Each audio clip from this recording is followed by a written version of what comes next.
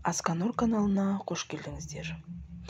Бүгін біз сіздермен песочное печенье жасайтын боламыз. Әсіресе осы печенье шайға ертіп жегенде өте дәмді болады. Өзім шайға ертіп жегенді жақсы көретіндіктен осындай песочный печеньені рецебін тауып алып сіздерге көрсетейін дедім. Ең алдымен 2 жұмыртқамызды жарып, оған қантымызды салып, жақсылап отырып, қантымыз ерігенше, ағарғанша жақсылап араластырып аламыз.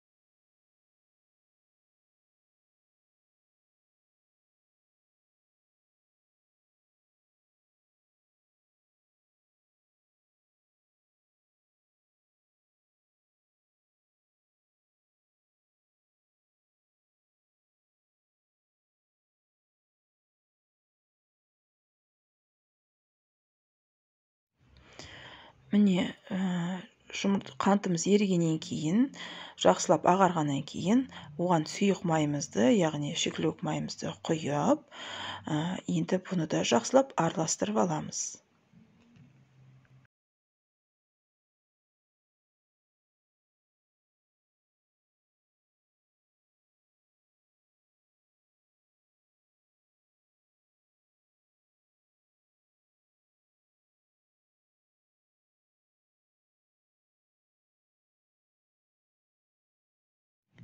Барлығын араластырып алғаннан кейін разрыхлителімізді саламыз. Оны ұнмен араластырып, ұнмен бірге салса да болады, жеке салса да болады. Өздеріңіздің қалауларыңыз. Разрыхлителімізді салып, сосын ұнымызды салып, қамыр илейтін боламыз. Қамырымыз біраз кішкене қолға жабысып тұрады, бірақ ол ештеңе етпейді. Жасалу кезінде ол сондай қолға жабыспайды. Бірақ кішкене ұн көп болып кетпесін. Осы айтылған бойынша, рецептегі бойынша 350 грамм ұн ғана салу керек. Сосын қамырымыз дайын болғаннан кейін 25 граммнан, мен өзім енді 25 граммнан өлшеп салдым. 25 граммнан өлшеп отырып салып, духовкамыздың противеніне астына пергаментімізді төсейміз де, осы 25 граммнан домалақтап өлшеп алып, противенге қоямыз.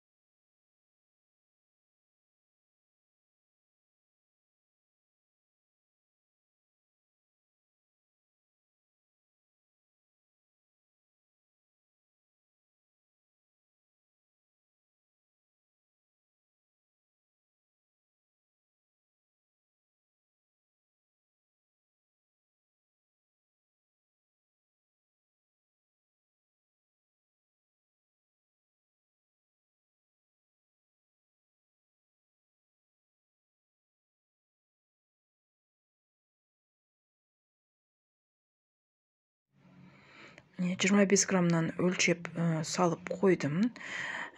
Барлығын дайындап алғаннан кейін духовкада 180 градуста, кешіріңіздер, пісіріп аламыз.